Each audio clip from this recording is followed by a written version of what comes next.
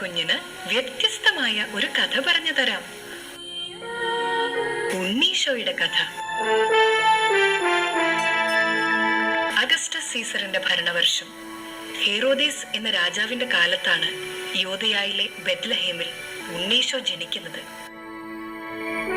ഉണ്ണീശോയുടെ മമ്മയുടെ പേര് എന്താന്നറിയോ? അപ്പയുടെ പേരോ?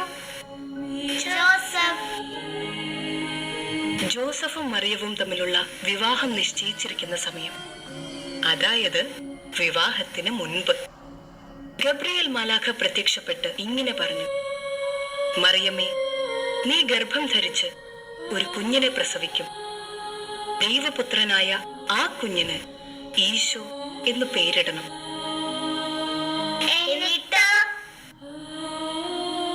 എന്നും ദൈവത്തിന്റെ ഇഷ്ടം മാത്രം ആഗ്രഹിച്ച അമ്മ പറഞ്ഞു: ഇതാ കർത്താവിന്റെ ദാസി, നിന്റെ വചനം പോലെ എന്നിൽ നിറവേറട്ടെ.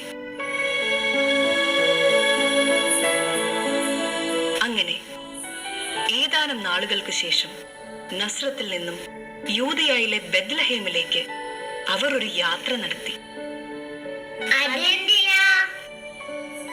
അഗസ്റ്റസ് സീസറിന്റെ കൽപ്പന പ്രകാരം ജനസംഖ്യയിൽ പേര് ചേർക്കാൻ. ആ യാത്രയിൽ മാതാവിന് പ്രസവ സമയമായി. എന്തു ചെയ്യും? അവർ സത്രത്തിൽ സ്ഥലം അന്വേഷിച്ചു, കിട്ടിയില്ല. മറ്റു ഭവനങ്ങളിൽ അന്വേഷിച്ചു, കിട്ടിയില്ല. അവസാനം അവരൊരു പുൽത്തൊഴുത്തിലെത്തി. എന്നിട്ട്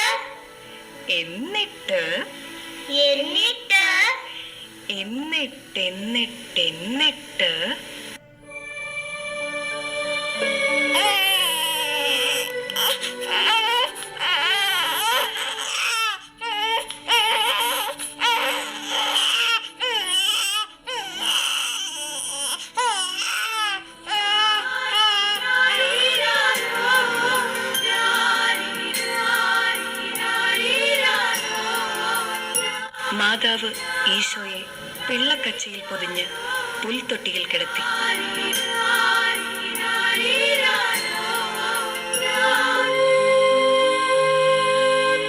ആ പ്രദേശത്തെ വയലുകളിൽ ആടുകളെ രാത്രി കാത്തുകൊണ്ടിരുന്ന ഇടയന്മാരുണ്ടായിരുന്നു.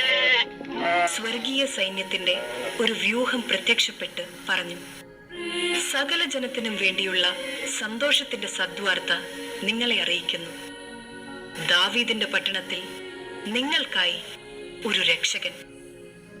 സകല ജനത്തിനും വേണ്ടിയുള്ള സന്തോഷത്തിന്റെ സദ്വാർത്ത നിങ്ങളെ അറിയിക്കുന്നു. ദാവീദിന്റെ പട്ടണത്തിൽ നിങ്ങൾക്കായി ഒരു രക്ഷകൻ, കർത്താവായ ക്രിസ്തു ജനിച്ചിരിക്കുന്നു.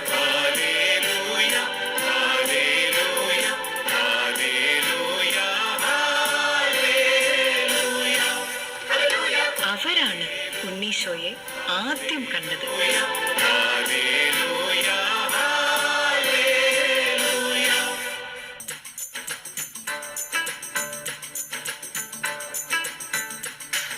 പൗരസ്ത്യ ദേശത്ത് നിന്ന് വന്ന 3 രാജാക്കന്മാർ. അവരും ഉണ്ണിയെ തേടി ജെറുസലമിലെത്തി. കിഴക്ക് അവർ കണ്ട ആ നക്ഷത്രം, അത് അവർക്ക് മുന്നേ നീങ്ങിക്കൊണ്ടിരുന്നു. അത് ഉണ്ണി കിടക്കുന്ന സ്ഥലത്തിന്റെ മുകളിൽ വന്ന് നിന്നു. അവർ കുമ്പിട്ട് ആരാധിക്കുകയും പൊന്ന്, മീറ, കുന്തിരിക്കം എന്നിവ കാഴ്ചയർപ്പിക്കുകയും ചെയ്തു.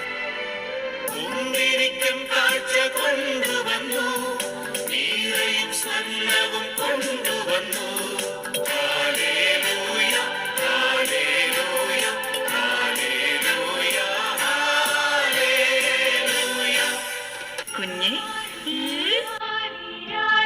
സന്മനസ്സുള്ളവരിലാണ് ഈശോ വരുന്നത്. നല്ല മനസ്സുണ്ടാവട്ടെ എന്റെ കുഞ്ഞിന്. എന്തെന്നാൽ